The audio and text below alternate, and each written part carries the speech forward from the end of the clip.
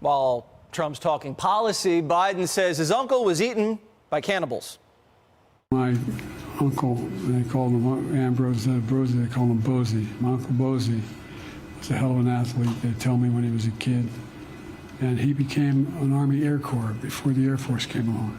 He flew those single-engine planes as reconnaissance over war zones. And he got shot down in New Guinea. And they never found the body because there were a lot of cannibals for real in that part of New Guinea.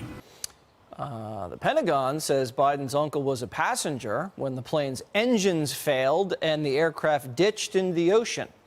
The plane wasn't shot down, his uncle wasn't the pilot, and cannibals didn't need him. And the men holding Biden signs, I mean, you ever seen such a sad group? Those poor, poor hostages.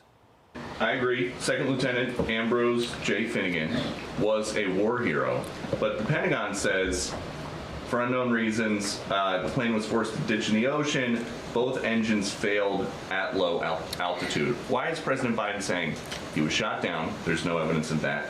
And why is he saying that his uncle was eaten by cannibals? That is a bad way to go. He lost his life. It's not, look, I'm not, we should not make jokes about this. It's not. Wait. President Biden said that his uncle was eaten by cannibals. I mean, your last line, it's for a laugh. It's for a funny statement. And he takes this very seriously. His uncle, who served and protected this country, lost his life serving. And that should matter.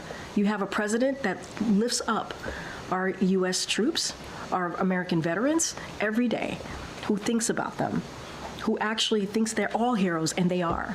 And you have a former president who disrespects that, who doesn't honor that. Said it as president, suckers or losers. That's what he said. Where did the cannibalism come from?